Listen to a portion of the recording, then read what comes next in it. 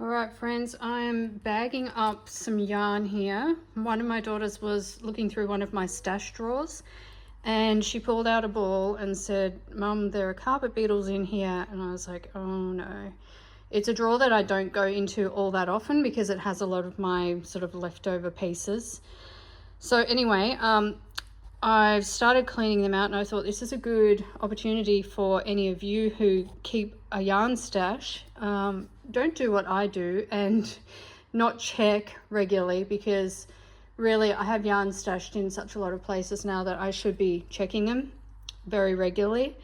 And that way you can see the beetles or whatever's happening as soon as it starts to happen. It wasn't as bad as it could be, but here's what I'm doing now, bagging up any of the yarn that was in that drawer. I have thrown a little bit out that was worse affected than other pieces, and I'm okay with that. I mean, it's my fault. But now I'm getting all of these other pieces, and especially pieces that are affected. But I thought I'd show you what you might be looking for if this happens to you. So this is quite a big ball of yarn and it's wool, which they love. And so this is the kind of thing that you can be looking for. It's like broken or frayed yarn. I'm pretty sure there was a worse place. Yeah, over here. So you can see here, it literally looks like it's been chewed. And so there are lengths of yarn that are just broken. They can actually get, if you have a project on your loom, they can actually get on your loom and do this as well. So it's worth trying to keep these nasties out of your creative space. But now that it has happened, everything's been separated.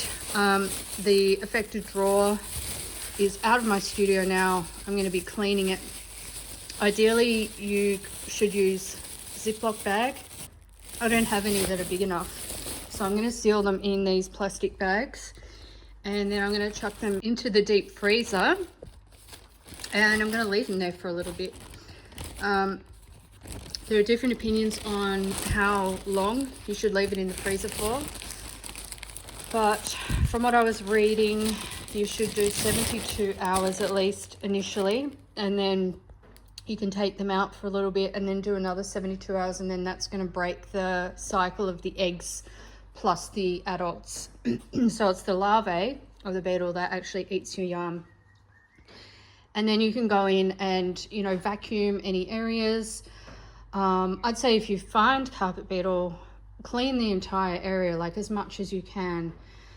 Do a lot of vacuuming if you've got carpet or whatever, and then clean out the actual place where the yarn was. So I'm going to be cleaning mine out with hot water, dishwashing liquid and some vinegar, and then I'm going to be leaving it in the sun to dry, and hopefully that is enough to break the cycle. But yeah, good lesson to learn, folks, to look after your yarn and check it regularly for any invaders.